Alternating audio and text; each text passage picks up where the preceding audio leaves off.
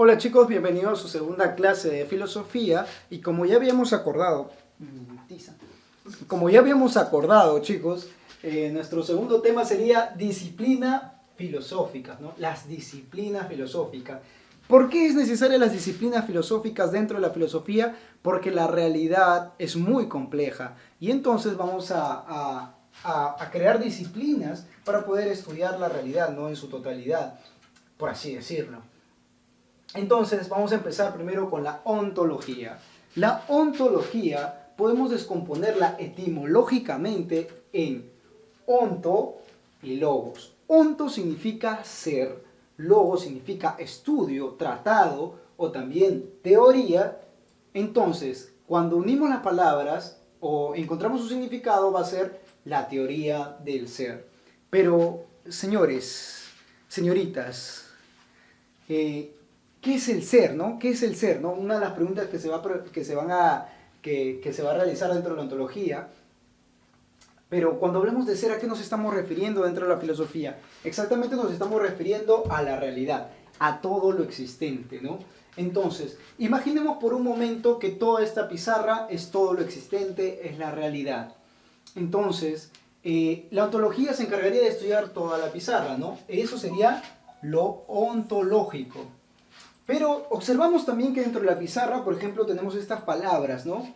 Y estos serían los entes que pertenecen a esta realidad, ¿no? Entonces, la ontología también se va a encargar de estudiar esos entes, ¿no? Y ahí vamos a hablar de lo óntico, los entes que pertenecen a la realidad. Pero, a ver si alguien ha prestado atención, por ejemplo, estos entes que están dentro de la pizarra, dentro de la realidad, estos entes son reales. Estas palabras son reales. ¿Alguien ha visto alguna vez la palabra axiología caminando por la calle? ¿Alguna vez tú has invitado a una cita a la palabra epistemología, ¿no? Y te ha rechazado como siempre? No pasa eso, no sucede eso, chicos. Entonces, estos entes son irreales. Y también la ontología se va a encargar de problematizar sobre eso, qué es real y qué es irreal, ¿no? Entonces vamos a poder decir que la ontología es el estudio o el tratado o también problematiza sobre el fundamento de la realidad.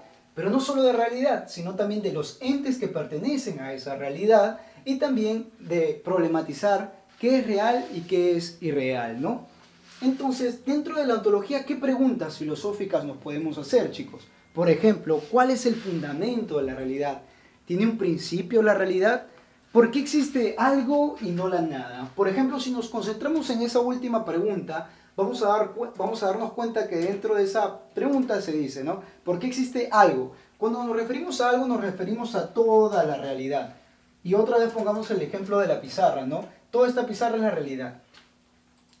¿Por qué existe esta pizarra? Ahora si nos vamos ahora nosotros a nuestro campo realmente, que esto es una pizarra, por ejemplo, nosotros vamos a decir que esta pizarra existe, tiene una razón de ser, ¿no? Que por ejemplo es para escribir con ella, para poder explicar cosas, para poder dar a entender muchas cosas, para poder utilizar la tiza sobre ella, para poder transmitir conocimientos, tiene una razón de ser, ¿no? Pero ahora si nos preguntamos, nos vamos otra vez al lado de la ontología, decimos que toda esta pizarra es la realidad. Pero ¿por qué existe esta pizarra? ¿Por qué existe esta realidad? ¿Por qué? ¿Cuál es su razón de ser, no? Y esa es la pregunta, una de las preguntas fundamentales dentro de la filosofía, es una pregunta ontológica. Es una pregunta de la ontología. Bien, y preguntas así se van a realizar dentro de nuestra disciplina llamada ontología. Ahora vamos a pasar a otra disciplina muy importante, ¿no? Que es la antropología. La antropología, chicos. La antro podemos descomponerla también etimológicamente, y antropo significa hombre. Logos significa razón, estudio, tratado o teoría, ¿no? Podríamos decir que es el estudio del hombre, tratado del hombre, teoría del hombre. ¿Y en qué se encarga de estudiar dentro de la antropología? ¿Qué se encarga de estudiar? La esencia. ¿Qué es lo más importante dentro del hombre y el sentido? ¿O qué es lo que lo diferencia al hombre de los demás entes, ¿no? Dentro de la realidad, su esencia. Y el sentido de su existencia del hombre. Por ejemplo, si yo te pregunto a ti, alumno, queridísimo alumno, que pertenece a la Academia Artemisa, ¿cuál es el sentido de tu existencia, no? Profe, quiero ingresar a la universidad, ¿no? ¿Ese es realmente tu sentido? Ya, ingresas a la universidad, muchacho. te voy a decir, ¿cuál es tu sentido? Se acabó el sentido de tu existencia, ¿no? Porque ya, ¿cuál sería tu razón más de ser, ¿no? De existir. No, profe, que ahora quiero egresar, ¿no? Ya, egresas. Y imaginemos que así, cosas vas buscando, ¿no? Pero realmente esos son el sentido de tu realidad, ese es realmente por lo que has venido a este mundo.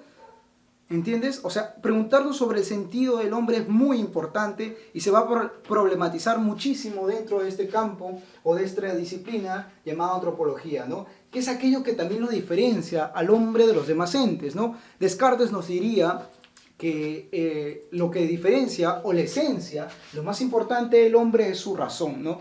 Él decía, pienso, lo existo, haciendo referencia de que lo más importante dentro del hombre es su razón, la capacidad de pensar lógicamente, ¿no?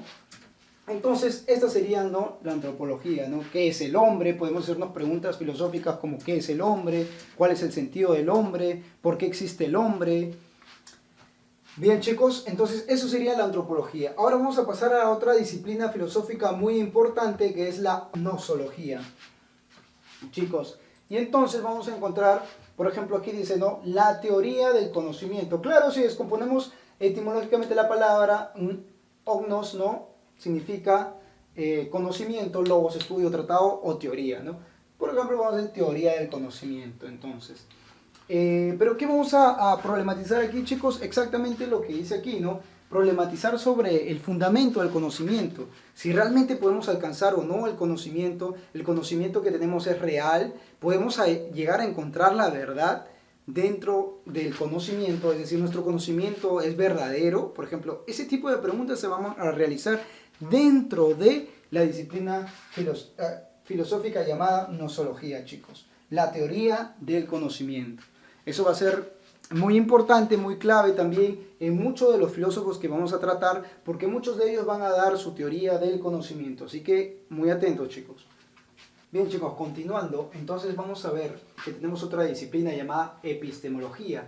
Episteme, podemos decir que significa ciencia, logos, estudio, tratado o teoría de la ciencia. Entonces, en epistemología vamos a problematizar sobre la ciencia, vamos a problematizar sobre su fundamento, sobre sus características, su estructura, su clasificación de su conocimiento y el uso de ellos. Entonces, cuando hablemos de epistemología, ya saben, chicos, nos vamos a referir exactamente a la ciencia, ¿no? Entonces, dentro de ella, vamos a hacernos preguntas, por ejemplo, ¿qué es la ciencia, no? ¿Qué es la ciencia? ¿Qué métodos serían usar los científicos para investigar en la ciencia? Ese tipo de preguntas nos estaremos haciendo dentro de la epistemología, ¿no, chicos? Así que no olvidar teoría de la ciencia, ¿no? Busca el fundamento de la ciencia, ya he dicho, su estructura, el uso que se le va a dar a su conocimiento, incluso su clasificación, ¿no?, de su conocimiento. Bien, chicos, otra disciplina muy importante es la axiología, chicos. La axiología, axio, que es valor, logos, que estudio, tratado, teoría, ¿no? Entonces vamos a hablar la teoría del valor, chicos. La teoría del valor. Y cuando hablamos de la teoría del valor, como estamos en filosofía, vamos a problematizar sobre el fundamento del valor. Vamos a hacer aquellas diferencias, ¿no?, entre juicios descriptivos y juicios valorativos, ¿no? Todos valoramos algo, ¿no? Por ejemplo, les hacemos la diferencia entre juicio descriptivo y juicio valorativo. Vamos a hacer un ejemplo así burdo, un ejemplo sencillo. Por ejemplo, esta pizarra, ¿no? Si yo digo, emito un juicio que dice, esta pizarra es verde, estoy diciendo que estoy describiendo a la pizarra, que es de color verde. Pero si yo digo, esta pizarra es hermosa, ¿no? Entonces, estoy refiriéndome a que esta pizarra, aparte de ser verde, tiene una característica que está ligada, ¿no?, de manera subjetiva hacia mí, que dice que es bella, ¿no?, que es hermosa. Entonces, aquí nos vamos a preguntar también qué factores determinan, ¿no?, justamente determinar qué es aquello que valoramos, ¿no? ¿Qué factores, ¿no? Por ejemplo, ya a la hora que describimos estamos emitiendo un juicio de valor. Por ejemplo, la pizarra es verde. Si yo digo que la pizarra es hermosa, estoy valorando, emitiendo un juicio de valor. ¿Y qué factores determinan dentro de esa valoración? Por ejemplo, en mi caso que yo hice esta pizarra, ¿no? Entonces, como yo hice esta pizarra, uno de los factores bastante subjetivos es mío. ¿Por qué? Porque como yo hice esta pizarra y quiero aumentar mi ego, digo que esta pizarra es hermosa. Por ejemplo, es eso, ¿no? Entonces la axiología se encarga de problematizar sobre el fundamento del valor, hacer la diferencia entre juicios descriptivos, valorativos y también determinar los factores, ¿no?, que intervienen a la hora de valorar. Eso es muy importante tener en cuenta. ¿Qué preguntas nos haríamos aquí, no? Por ejemplo, ¿qué es lo bello? No, ¿qué es lo bello? Diré, perdón, ¿qué es el valor, no? ¿Qué es el valor, no? Entonces, eso también, o también, ¿qué determina, qué es lo determinante, ¿no?, a la hora de valorar? Si el sujeto o el objeto de una cosa, ¿no? Por ejemplo, chicos, aquí tenemos, por ejemplo, una manzana, ¿no? Esta es mi manzana, imaginemos aquí, chicos, y acá estoy yo, ¿no? Acá estoy yo, con unos ojos súper grandes observando, ¿no? Ahí está que me cae la baba porque como me gusta la manzana. Entonces, ¿qué es lo que determina aquello que valoramos, ¿no? Si el sujeto o el objeto, ¿no? Por ejemplo, su sabor, o es que para este sujeto este sabor es agradable, ¿no? Esas cosas vamos a ver en la axiología. Luego vamos a pasar a otra disciplina muy importante que es la estética, ¿no? Que viene la palabra aiestesis, que se encarga de estudiar la teoría de lo bello, ¿no? De justamente problematizar el fundamento del valor de la belleza y también de la experiencia, ¿no? ¿Qué factores determinan también algo que sea bello? Eso también es muy importante dentro de la estética. Y aquí también vamos a hacernos preguntas, ¿no?, sobre qué es lo bello, ¿no? ¿Qué es lo bello? De alguna manera, ¿qué factores intervienen, ¿no?, a la hora de tener esa experiencia de belleza, ¿no? ¿Qué factores intervienen? Por ejemplo, para algunos, para muchas culturas no es la misma que la cultura occidental determinar lo bello, ¿no? Por ejemplo, para nosotros tenemos un prototipo, occidentalmente tenemos un prototipo de belleza. Incluso dentro de la cultura occidental podemos encontrar otras culturas dentro que también hay unos rasgos que son muy importantes para nosotros para determinar qué es lo bello, ¿no?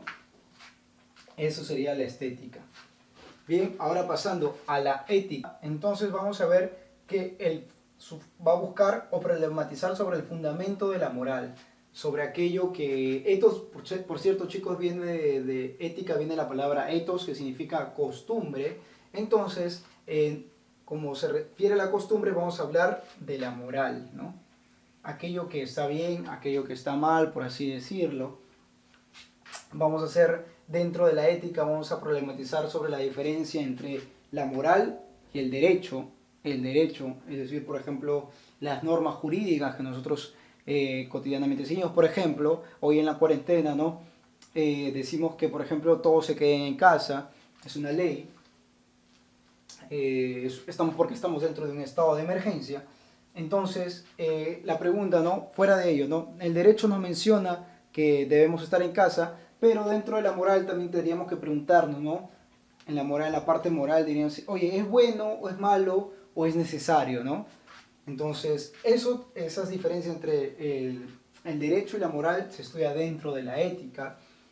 También entre el hecho del bien y la libertad, ¿no? Aquí vamos a analizar estas ideas, ¿no?, sobre el bien, ¿no? Obviamente que si hablamos sobre el bien, también necesariamente vamos a hablar del mal, sobre la libertad. Van a ser cosas muy importantes que vamos a tratar dentro de la disciplina filosófica de ética, ¿no? Ethos significa costumbre, y en las costumbres está impregnada la moral, aquello que consideramos bueno o malo, aquello sobre la libertad y la diferencia entre la moral y el derecho, chicos. Entonces estas serían las disciplinas filosóficas, en la cual vamos a abordar también un cuestionario dentro de Classroom. Así que, chicos, esa es la teoría. Vamos a hablar en Zoom también un poquito más sobre ello, así que los espero, chicos. Resuelvan sus preguntas.